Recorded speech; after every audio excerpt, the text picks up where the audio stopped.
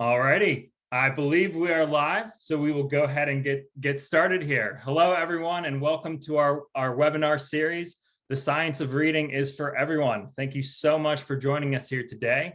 Before we get started with Natalie Wexler, I have a little housekeeping.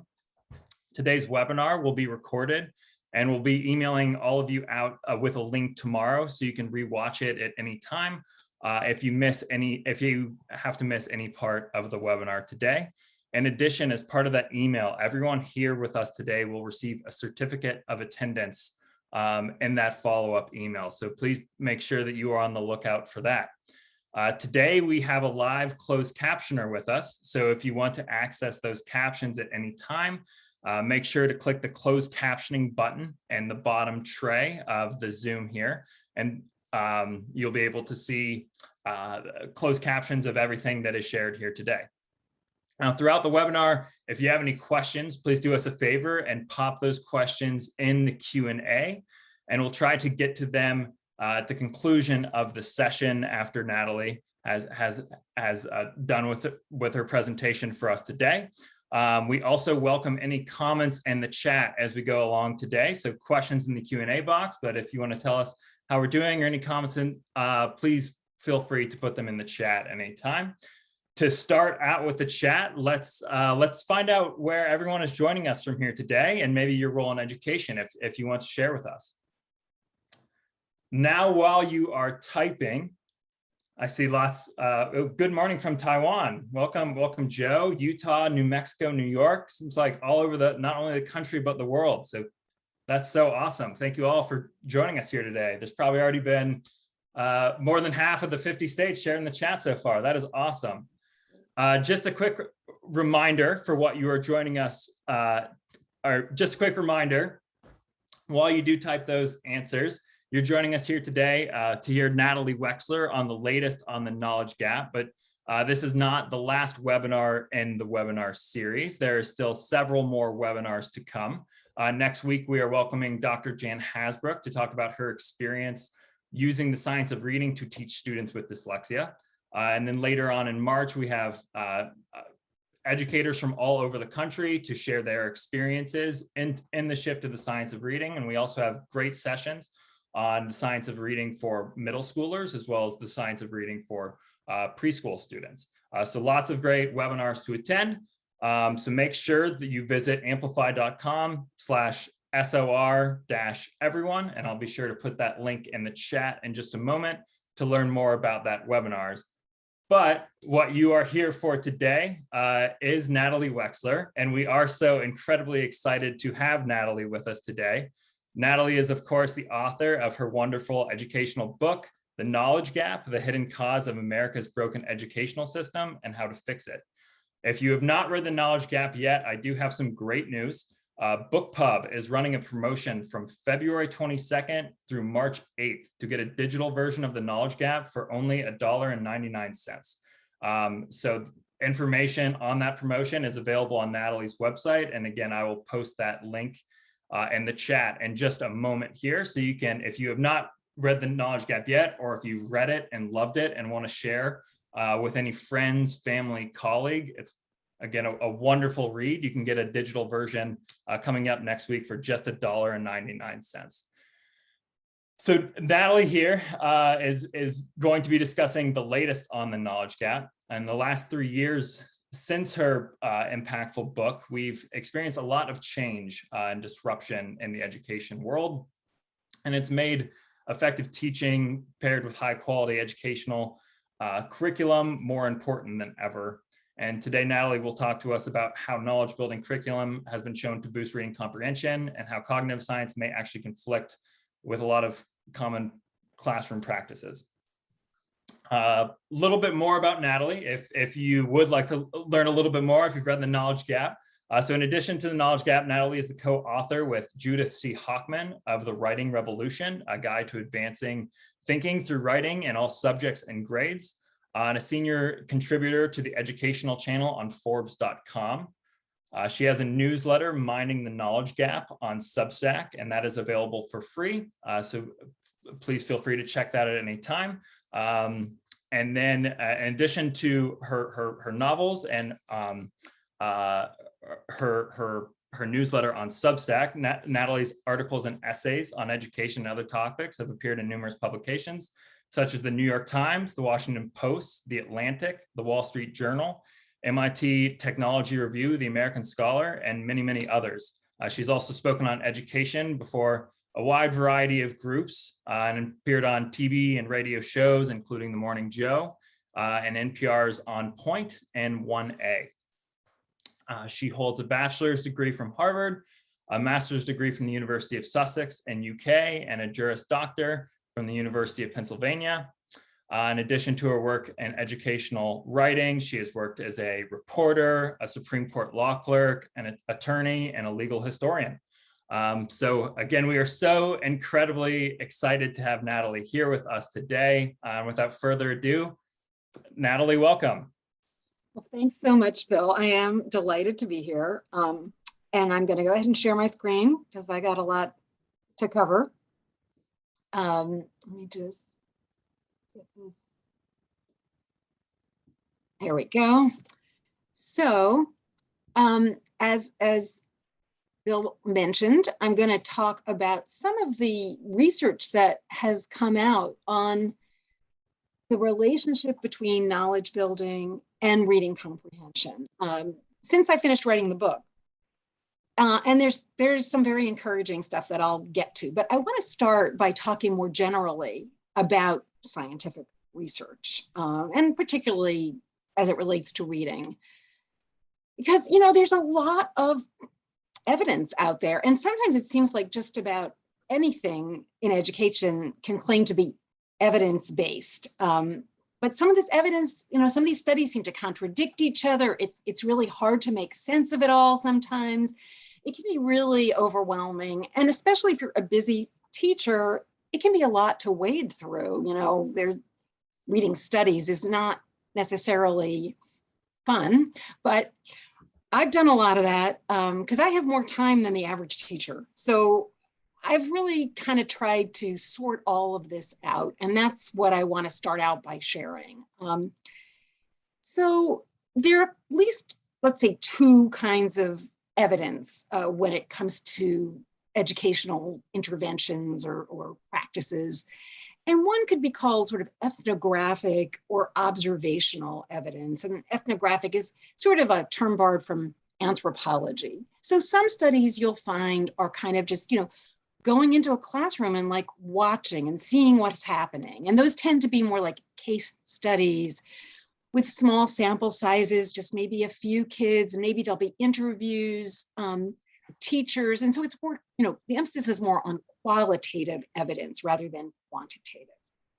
And then there's another kind of research that sometimes comes out of ed schools and sometimes comes out of other parts of academia, like the psychology department or whatever. And so that can be termed scientific evidence. And the hallmark there is that it uses what's called the scientific method. What's the scientific method? Well, basically you identify a problem, you gather data, you come up with a hypothesis, and then you do some kind of experiment that tests that hypothesis. And you see if the data you get agrees with the hypothesis. If it doesn't, you go back to the drawing board. So that's a different approach. And usually there's a larger sample size. It's often thought the larger, the better, the more reliable this data is going to be. And there's an experiment involved. You're trying something, seeing what's happening. And usually there is some other group that is not getting this experiment, this intervention. So you can compare the groups. And the gold standard of this kind of evidence are what are known as randomized controlled trials, or I'm going to refer to them as RCTs. And why they're considered the gold standard is that you try to get a group of people that are as similar as possible, let's say a group of students, and then you divide them into two groups and you change one thing. You know, you come up with and you apply it to just one of those groups, the treatment group.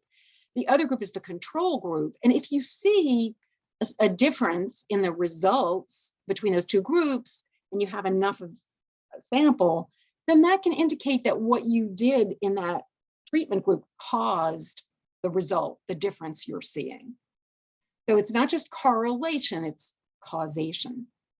And then there are these things called meta-analyses, which I'll talk about. And those are like aggregations of a bunch of different studies. And they can be useful because, you know, these studies are on generally the same thing, and maybe you can come up with an overall conclusion, but it's got you have to be cautious because these studies could be very different. You could be kind of comparing apples and oranges. And so it's a little tricky. So that's the world of scientific evidence. Now, both of these kinds of evidence have value, that more ethnographic evidence and the more scientific evidence, but both can also be misleading.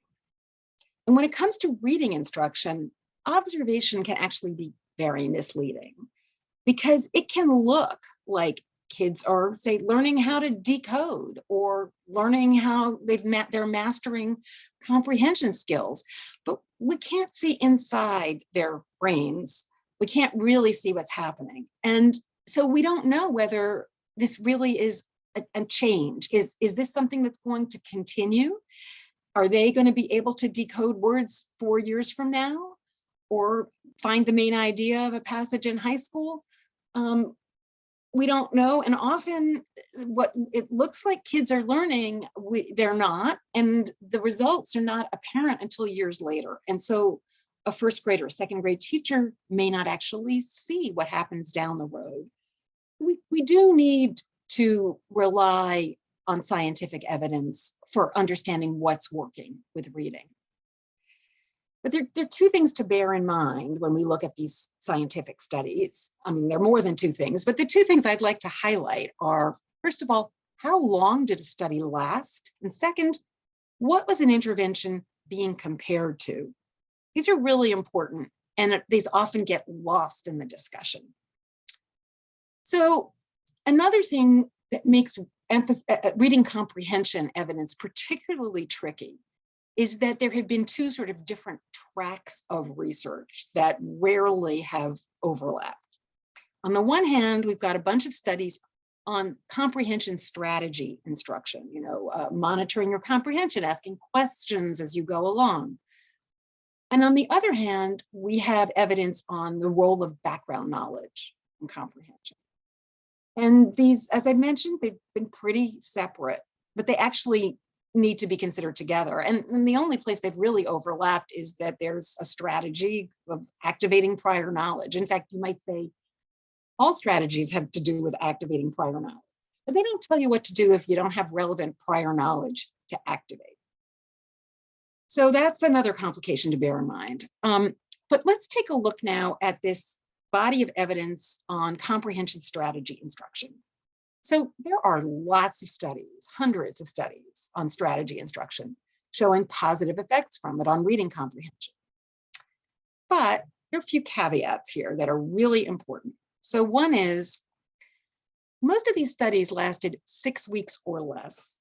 And, reading experts that have looked at the results have found that the real benefits ended after about 10 sessions of strategy instruction, so it's like 2 weeks. And we do instruction on skills and strategies a lot longer than that, month after month, year after year. So there's no evidence that that is going to have a positive impact. Now, the National Reading Panel, which issued its report in 2000, found support for only 8 kinds of strategies. They did find support for strategy instruction, but they rejected a whole bunch of studies as not being reliable enough. So just 8 kinds, and those were things like monitoring your comprehension, generating questions about what you're reading. There's really little or no evidence behind most of the skills and strategies that are actually taught in classrooms, like comparing and contrasting, determining author's purpose, etc. So we spend a lot of time on things that really don't have this evidence behind them. And even strategies that are backed by evidence are only going to work if you have enough background knowledge to understand the text, at least at a superficial level. Because you could be monitoring your comprehension and you could just be saying, well, I don't understand what I'm reading. And I don't know what this is about. The questions you're generating could be, what does this mean? So there's a limit to what strategies will do for you. And the National Reading Panel report, that's the one that identified those 5 pillars of early literacy instruction, phonemic awareness, phonics, fluency, vocabulary, comprehension. Didn't mention anything about the research on background knowledge. Another question, as I mentioned before, to think about here is, what is strategy instruction being compared to? And often we don't really know in these studies. It's just called business as usual. So it's probably a basal reader, or maybe just, standard sort of skills and strategy instruction, but not done as intensively, not being done with some sort of training. But there is one study that came out in 2009 that really did compare strategy instruction to different well-defined approaches. And one of them was a content approach. So what did this study consist of?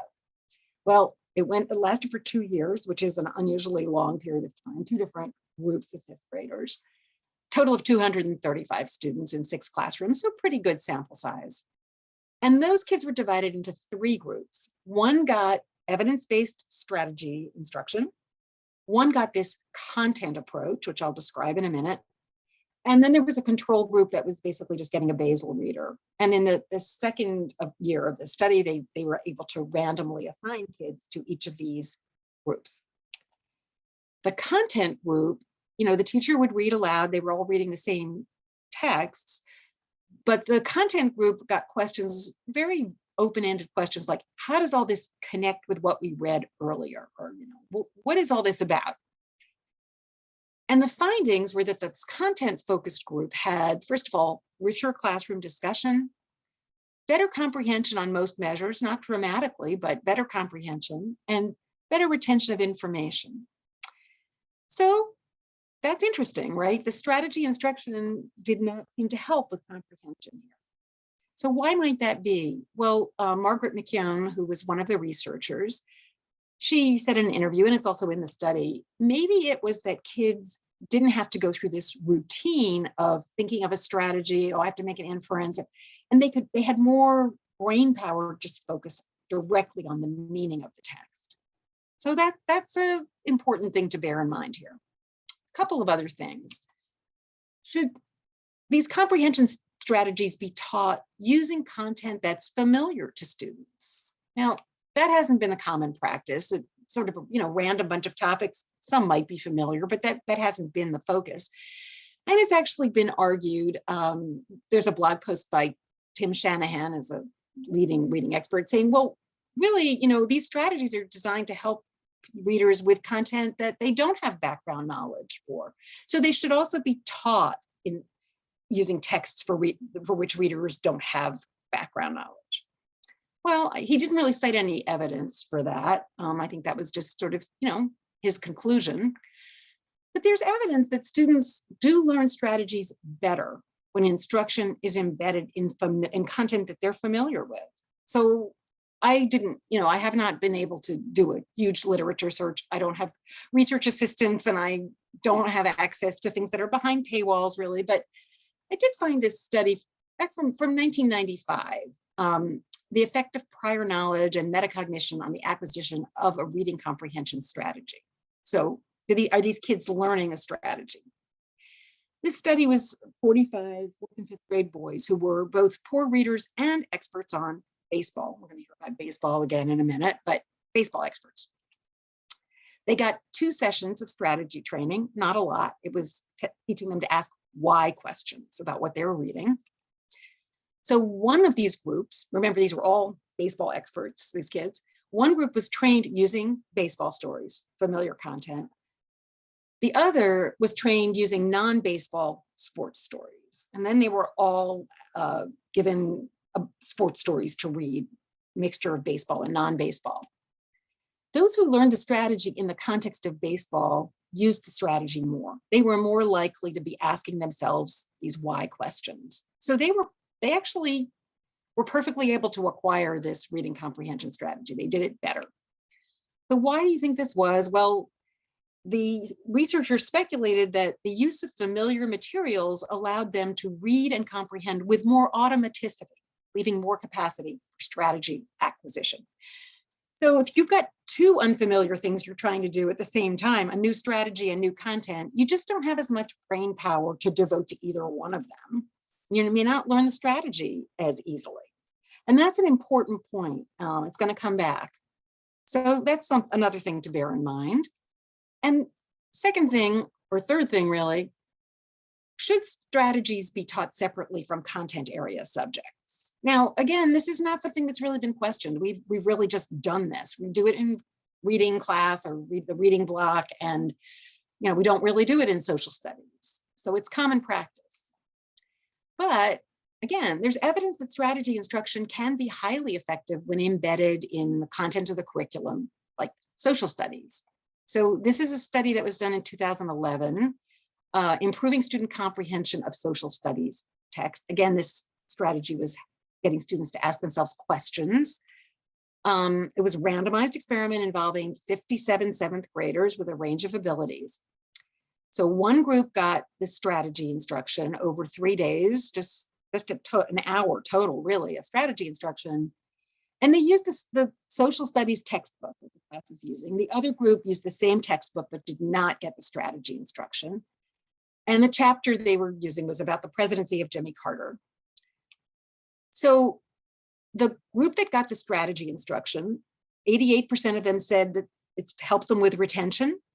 95% remembered 2 or more steps. And I have been told by another reading expert, well, you can't really teach content and strategy at the same time because, they won't be able to learn both of these things at the same time. But actually, looks like they did. And the strategy group did far better on multiple choice and open-ended content tests. So this wasn't a test of reading comprehension, really. It was really using a standardized test. But so the tests were embedded in a particular content they'd been learning. And that's why these effect sizes are, I'll talk more about effect sizes in a minute, but that is one reason these effect sizes are large. But they obviously learned better than the other group because this is the difference. So that's another thing to bear in mind. Now, what about evidence on the effects of background knowledge? Well, we have a lot of evidence that knowledge of the topic boosts reading comprehension. And you may be familiar with the baseball study and a number of other similar studies showing that, again, it's baseball. Kids, these were, kids who were divided into 4 groups depending on how much they knew about baseball and how well they'd done on the standardized reading comprehension test. And it turned out that what really made the difference was the knowledge of the topic they were reading about. So when they were given a passage to read describing a baseball game, the poor readers, according to the standardized test, who knew a lot about baseball, did a lot better than the quote unquote good readers who did not know a lot about baseball. This is a well-established finding. We also have solid evidence on the effects of general academic knowledge on general reading comprehension. So we know there's a strong correlation between general academic knowledge, for example, in what part of the body does pneumonia occur? If you know the answer to that question, there's a strong correlation with that and your general reading comprehension. Okay. We also have evidence on the effects of background knowledge from something known as cognitive load theory. So this is something that cognitive scientists who study learning have been looking at for quite a while now. What's cognitive load theory? Well, here's a diagram that can help explain it. It has to do with the limitations on something called working memory. That's that middle box there. So this is a diagram of like how people take in and remember information.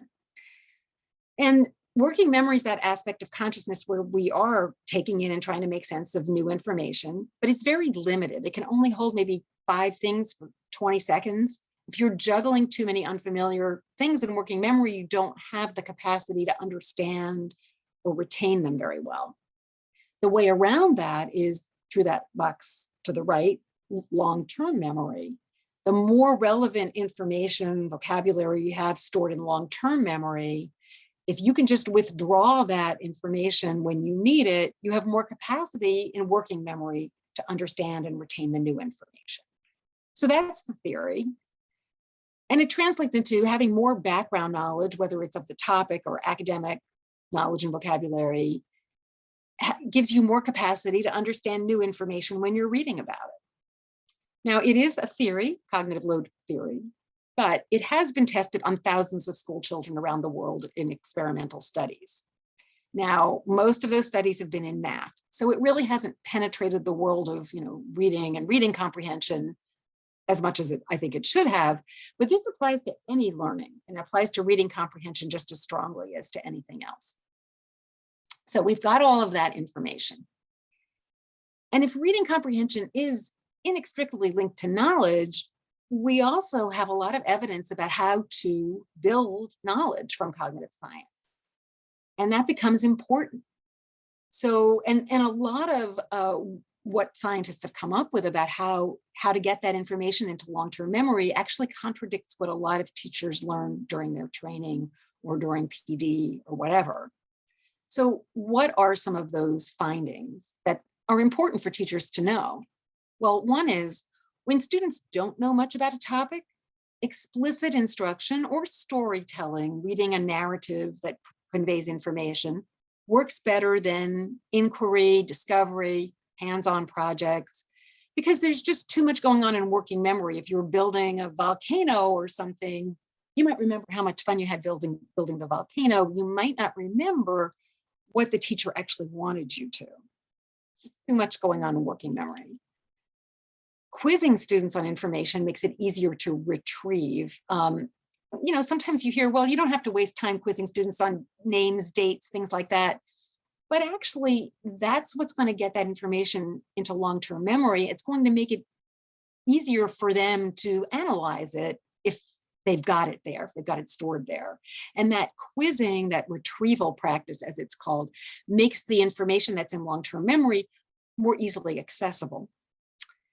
Having information in long-term memory is what enables students to think critically. So we can't really teach critical thinking in the abstract. We can only develop that alongside information and knowledge.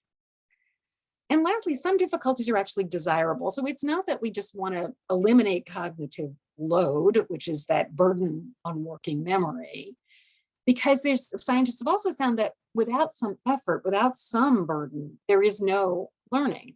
What we need to do is ensure that the load is actually producing learning rather than interfering with it.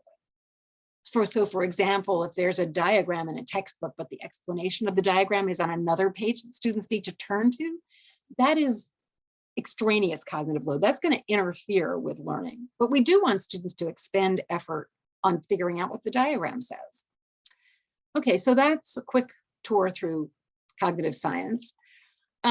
So there's lots of evidence that if you have not certain, you're likely to understand what you read. What about evidence that if you build knowledge, that your reading comprehension improves? Well, unfortunately, that's harder to get for several reasons. First of all, standardized reading comprehension tests are seen as the most reliable measures. I think I kind of alluded to this. If the researcher creates the test that they're using to measure whether there's been an effect, you're more likely to see an effect because the researcher kind of knows what the intervention consisted of, what knowledge might have been built. And so they may subconsciously gear the test to measure that knowledge. So that's why standardized tests are seen as more reliable. Did we really improve reading comprehension? But by definition, those standardized tests are not tied to the specific topics kids have been taught. So they may know a lot about, the human digestive system, but then the passage on the standardized test is about, the Inuit or something. So they may not have the knowledge they need to understand that passage. Eventually, if they get a knowledge building curriculum, they will acquire that critical mass of academic knowledge and vocabulary that would enable them to do well on just about any standardized test or any grade level text. But it can take years for that to happen. So most studies, as I mentioned, last only 6 weeks, and that's a problem. You're unlikely in 6 weeks to be able to build enough knowledge that you're going to see results on a standardized test. But we do have some evidence from some accidental experiments, one involving social studies. So these researchers used a big mass of data from something called the Early Childhood Longitudinal Study that followed kids basically through elementary school and collected a lot of data about thousands of kids, almost 7,000 students, all of whom were traced from grades 1 to 5. So these researchers wanted to see, did the amount of social studies instruction that they got make a difference to how they performed on standardized reading comprehension tests? And they found that the kids who got 30 minutes more social studies instruction per day, that was correlated with higher reading scores on standardized tests. And the largest effects there were for the lowest income students and also those from non-English speaking homes. The kids who got 30 minutes more of ELA per day, so 30 minutes more reading instruction, that was not correlated with higher reading scores. That seems counterintuitive, but maybe it's because social studies is building more background knowledge, both of topics and also more general academic knowledge and vocabulary, and that really helps the kids do better in understanding the passages on reading tests. So that's one accidental experiment. Accidental experiment number 2 comes to us from France. So this was unearthed really by E.D. Hirsch in his book, which I highly recommend, Why Knowledge Matters. Hirsch knew that the French education system, first of all, has long been very content focused with a pretty prescribed curriculum that used to go from preschool through the end of high school. And he also knew that the French government was very good at collecting data about its students. And thirdly, he knew that in 1989, a law was passed in France called the Loi Jospin, which changed this system, this pretty prescribed content-focused curriculum, just for elementary schools. The law said to elementary schools, you don't have to follow this curriculum anymore. You can choose your own adventure. You can focus, and you should focus on skills and be more like American schools and, focus on critical thinking or whatever, and not so much on content. So Hirsch took a look at the data collected by the French government. They test 10-year-olds every 10 years, all the 10-year-olds in the country. And here's what he found. So in 1987, that was what he calls the knowledge curriculum. France, was actually on international tests, was doing quite well. There was not much of a gap between higher and lower income families, students from higher and lower income families. And then in 1989, this changed. So by 2007, you have almost 20 years of a skills curriculum at the elementary level. And these tests showed that the overall average scores on the tests had gone down, but it didn't go down uniformly across the board. For kids from more educated families, it went down somewhat, but it really went down a lot for kids from less educated families, children of the unemployed, children of laborers. So the gap between these groups of students widened in France. Oh, why would that be? Why was elementary school so important? Well, that has to do with what's often called the Matthew effect in reading. Elementary school is important because, first of all, kids from more highly educated families, they start out with more academic knowledge and vocabulary because they can pick it up at home. And the other kids, if they don't get that academic knowledge and vocabulary from school, they fall farther and farther behind every year. The gap between these two groups keeps increasing. If you start building knowledge in kindergarten, you won't have as wide a gap by the time kids get to high school. So that's why elementary school is important. And so when I was setting out to research my book, The Knowledge Gap, I was able to draw on quite a bit of this information. I didn't know all of it, but I knew about the studies on background knowledge, like the baseball study. I knew about the French accidental experiment. I learned about that from E.D. Hirsch. I knew something about cognitive load theory, and I knew about the Matthew effect. But I could draw on that research. I also did the other kind of research. I observed classrooms through a school year. 2 different classrooms, one using the knowledge, one of the recently developed, at that time it was probably only knowledge building curriculum. It was core knowledge language arts, because this was back in 2016. And the other classroom using this more standard skills focused approach to comprehension. And I could see from observing those two classrooms that the kids in with the knowledge building curriculum were more engaged in what they were learning. I could see they were using way more sophisticated vocabulary, even though most of those kids came from non-English speaking families. They were using words like revenge and opponent and all sorts of things.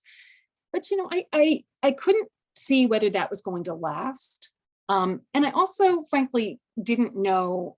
I don't think I would have understood what I was looking at if I hadn't known about the scientific evidence. So the scientific evidence was really important here in helping me figure this out. But I stopped, I finished writing the book quite a while ago now, three, almost 4 years ago. And there has been evidence on the relationship between knowledge and reading comprehension that has emerged since then. So one of them, this is just a critical review of a bunch of studies on this topic, the role of background knowledge in reading comprehension, that came out a couple of years ago. And it looked at 23 different studies that had been done with elementary students over 70 years, including the baseball study. And the limitations here are, there was a lot of variation in what these interventions were, what measures were being used to determine improvements in comprehension. And none of these studies that they looked at were those randomized controlled trials, with a control group, and that's really considered the gold standard. Still, there's some interesting findings. Across the board, more knowledge of the topic was associated with better comprehension. No surprise there. Relevant knowledge helped compensate for poor comprehension skills of the kids who were generally poor comprehenders. If they had relevant knowledge, they got a boost. And they found that background knowledge was more important for expository texts rather than narrative. There are reasons for that as well. So that's interesting, but not earth-shaking, perhaps. Then there's this more recent, this came out just last year, meta-analysis. So an aggregate of a bunch of studies, all looking at an integration of literacy instruction and content area instruction, and what the effect of that is on vocabulary and comprehension in the elementary years.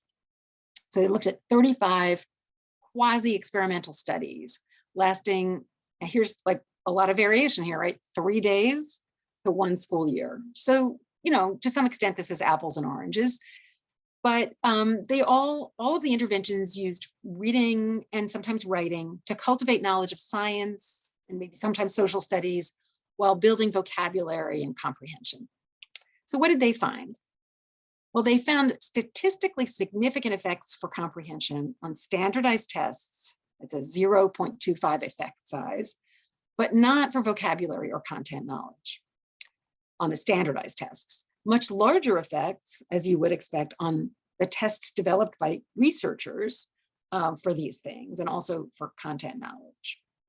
So what do those numbers mean? Let's pause for a second. Those effect size, statistically significant, what does that mean?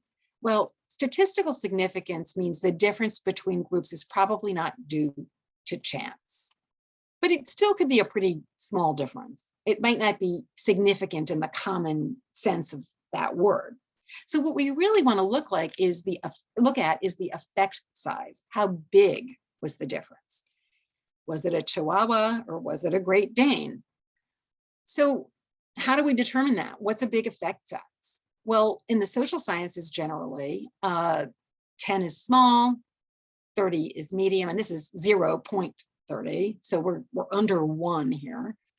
And 0.50 is considered large.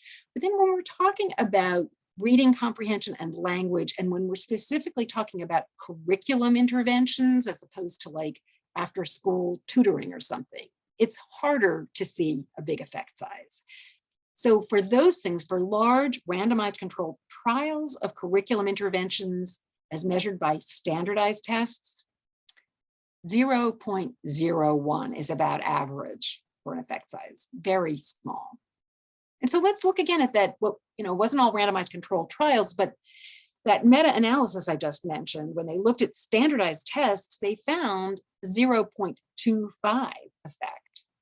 So that's pretty significant in context.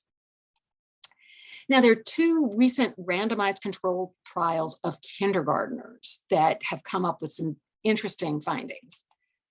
So each of these studies looked at a curriculum that combined literacy instruction with building knowledge of content, either social studies or science. Both of these curricula, like other curricula that have been developed, involved read-alouds from text sets on topics, spending at least 2, maybe 3 weeks on a topic, sequenced to build kids' knowledge.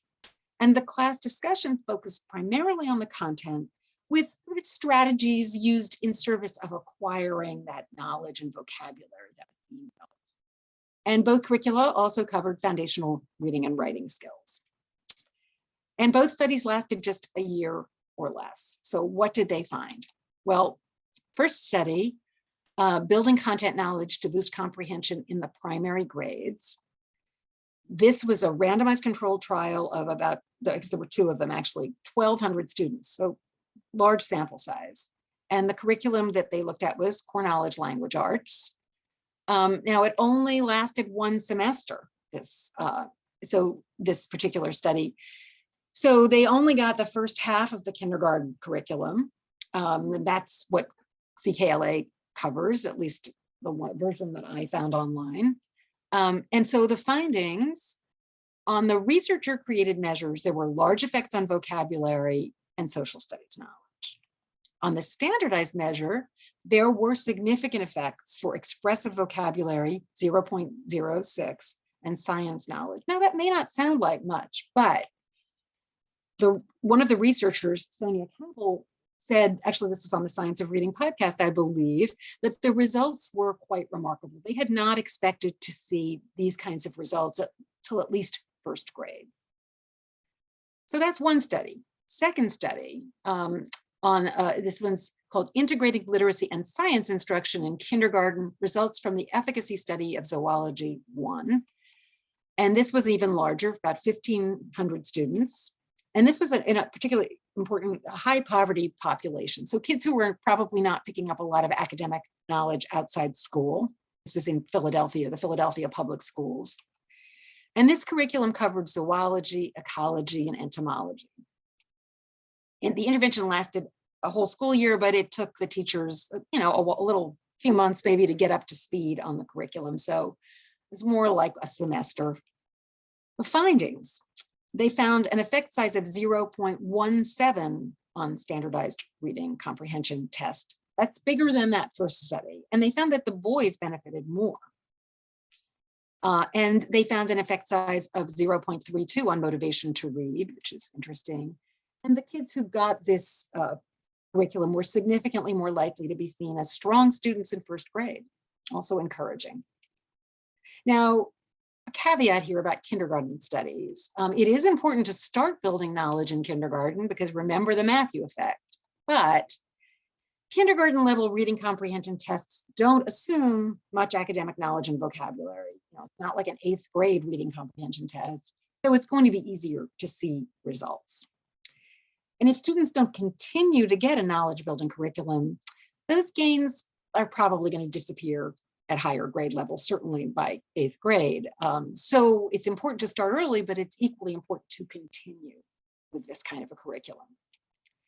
So what does this add up to?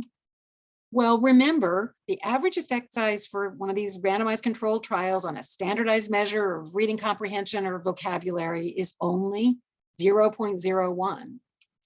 That first kindergarten randomized controlled trial got quite a bit more than that, 6 times more, 0.06 for expressive vocabulary, which is, kind of like reading comprehension. And that other randomized trial got 0.17. So these are encouraging results, especially for something that lasted just such a study that lasted a short period of time. But there's more research coming in the pipeline. There is a 6-year randomized controlled trial that shows, and this has not been published yet, so I can't go into the detail, but shows that for the lowest income students, verbal effect size is 1.46. So in the world of standardized measures of reading comprehension and curriculum interventions, this is actually more than a Great Dane. It might be, a pony. And I just heard yesterday about more research that's going to be coming out soon that is also really, really encouraging. So this is all promising. Now, what about research on writing? I'd just like to take a few minutes to talk about that. You might think, well, what does writing have to do with reading comprehension? Well, the answer is a lot. Writing is really inextricably linked to reading comprehension for several reasons. One is that written language is almost always more complex than spoken language. And if we want kids to understand written language, we have to familiarize them with that complexity, with subordinated conjunctions and the passive voice and all of those things, and words like despite. And one way to familiarize kids with that is to read aloud to them from complex text. But even more powerful is to teach them how to use those things in their own writing. If they know how to use a subordinating conjunction or whatever, they're much more likely to be able to understand it when they encounter it in reading. But we also know that writing about content, the content you're learning, boosts learning. It really deepens and solidifies that knowledge of the content and the vocabulary that you're acquiring through learning, through reading.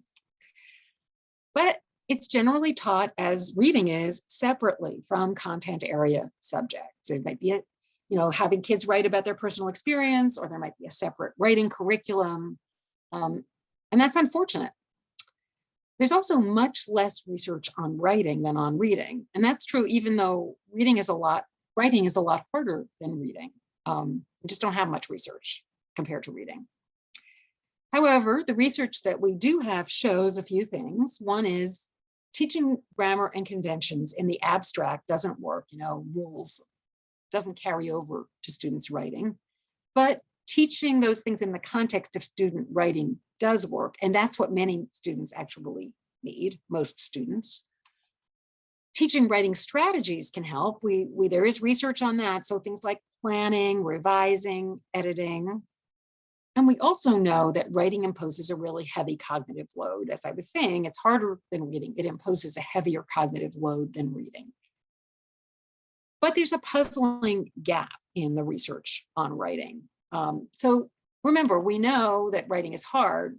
And if writing is hard, writing at length should make it harder. And yet we ask even inexperienced kindergartners to write at length from the get-go. And we ask kids in high school to write at length routinely, but many of them have never really been taught effectively how to write, how to craft good sentences. And then we also know that writing can build knowledge. So if writing builds knowledge, kids should write about the content they're learning. That's the knowledge we want to build. But only one study has actually looked at an approach that combines two principles. One, it modulates cognitive load by beginning at the sentence level, using strategies that simultaneously build writing skills and knowledge. So we don't want to eliminate cognitive load, but because there's such a heavy cognitive load imposed by writing, if we begin at the sentence level, that can modulate that cognitive load so that kids actually have the capacity to learn how to write well and to think about the content they're writing about. Second principle, it embeds writing instruction in the content of the core curriculum, the knowledge we want them to acquire. So that approach is the subject of this book, The Writing Revolution, which I co-authored with Judith Hochman. It's her method, developed over many years. She's a veteran educator. There's one study that has looked at this. It's not really an experimental study. It's more of an observational study. There was no control group, but this was a study of using this approach to this method of writing instruction at a high school that had been quite low performing. And after a few years of using this approach to writing instruction, things changed dramatically at this high school. Graduation rate went up, test scores went up. So this study looked at this, what happened at that high school. And one of the things that this study found was in an AP US history class, before this intervention, before adopting this method of writing instruction, only 2 of 23 students passed the AP exam, and they just squeaked by with a minimum passing score of 3. 3 years later, after the school adopted this really across the curriculum, this same class with the same teacher, there were 28 students, 26 students passed the AP exam, and they all passed with a 4 or a 5. So I think that's a pretty dramatic indication of what this approach can do. And by the way, the teacher attributed the difference really to this writing method. And the good news is that there is an experimental study with a control group that is now underway, and looking forward to seeing the results of that study. So to sum up here, yes, we need more studies on comprehension and building content knowledge, explicit writing instruction. I wish there were more studies. We're getting more studies, but the evidence is strong enough right now to support, first of all, adopting elementary curricula that build knowledge sequentially, systematically, and combining literacy instruction with content area instruction, and using writing instruction to deepen that knowledge and also to compensate for knowledge gaps. So that's another thing about writing instruction. It is potentially so powerful if it's done in a way that doesn't overwhelm students, that it can help, as that study of that high school indicated, even at upper grade levels where the gaps in background knowledge, general academic knowledge and vocabulary may be quite large. And we need to act now because, first of all, it's pretty clear existing approaches have not worked. I mean, we know from the National Assessment of Educational Progress, the nationwide reading tests, that only about a third of students are reading at what's considered a proficient level or above. And for some student subgroups, it's a much lower proportion than that. So what we've been doing has clearly not been working for many, many students. And the pandemic has had devastating effects on learning. And both of these things, these existing approaches and the pandemic, have had their most devastating impact on the most vulnerable students. We really cannot afford at this juncture to wait any longer to unlock the potential of untold numbers of students. And I can tell you from what I have seen and what I have heard when I visited schools that have switched to this different approach or talked to teachers and administrators who have switched to this different approach, there's an enormous amount of potential out there that is just waiting to be unlocked. So I'm happy to take any questions that people might have. And if you don't get a chance to ask a question today, or you think of one later on, you can always contact me through my website or nataliewexler.com, or follow me on Twitter, and I'll be happy to try to respond. Well, thank you so much, Natalie. That was excellent.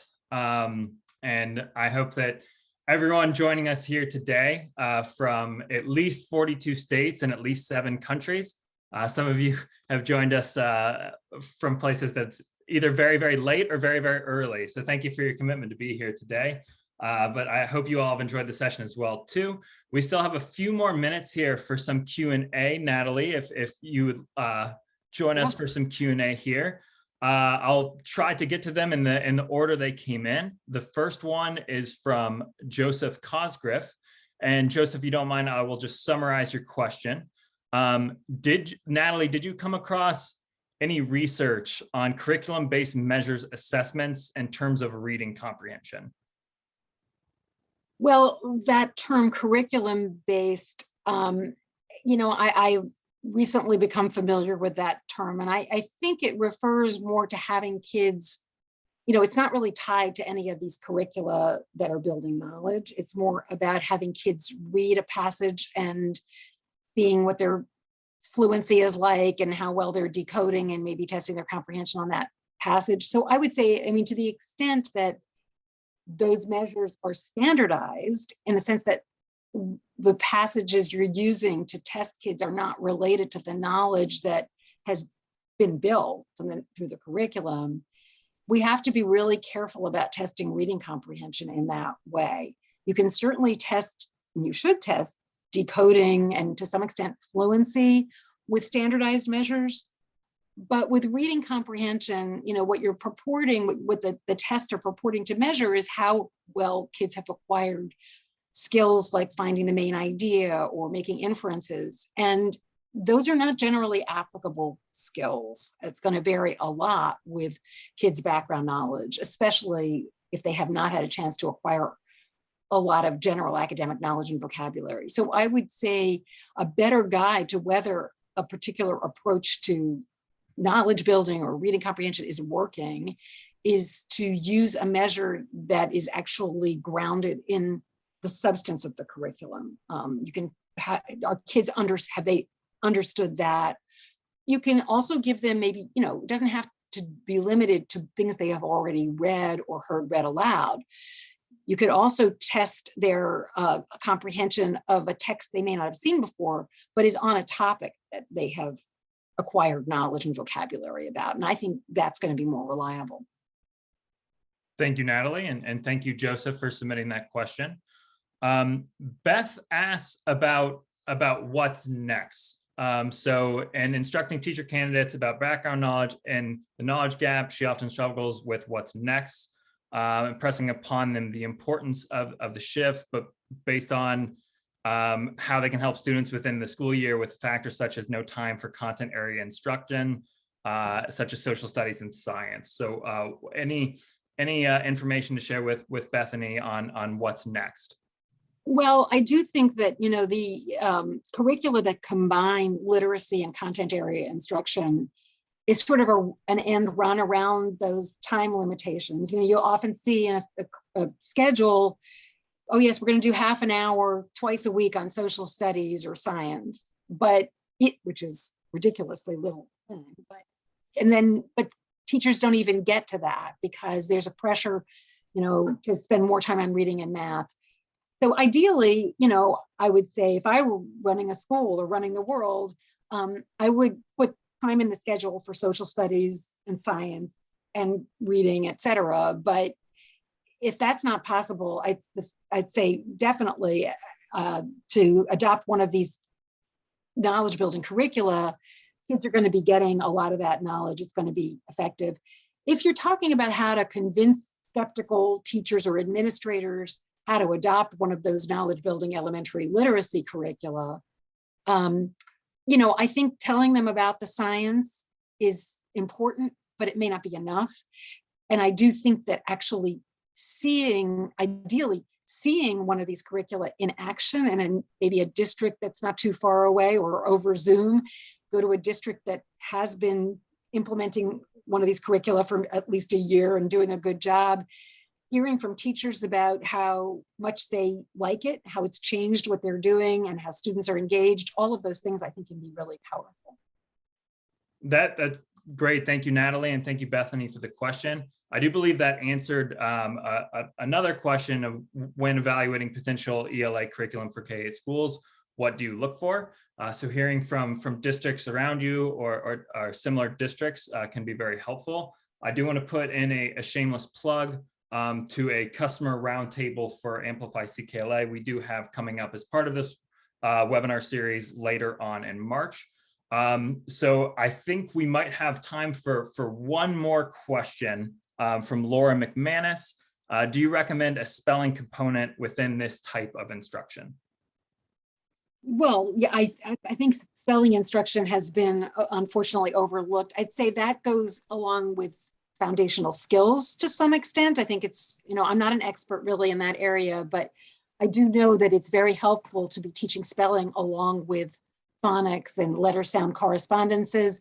I would though add that writing instruction, especially if it begins at the sentence level, can be very helpful in, helping kids correct spelling errors and learn spelling. I mean, it's, if you get several pages of error-filled writing back, it's really hard to know where to begin. You're going to correct the spelling mistakes, or is the fact that there are no complete sentences more important, et cetera. So I would say that sentence level writing instruction can also be very helpful with spelling. Awesome. Well, thank you again, Natalie, so much. This was wonderful. And again, thank you to all of our attendees from all over the United States as well as the world for joining us here today and spending an hour with us. As a reminder, you will receive a follow-up email tomorrow that will include a recording of Natalie's session here today. So if you weren't able to see the whole thing or would like to share it with a colleague, please feel free to do so. Along with that recording, you'll get a certificate of attendance, and there will also be a link to a page where you can learn more about the webinars in this webinar series. Again, there's a great session with Dr. Jan Hasbrook coming up next week on the science of reading for students with dyslexia, and there's some great customer educator roundtables, so you could hear from educators using science of reading based curricula. With that, I will bid you all farewell, and thank you again so much for joining us. Bye, everybody.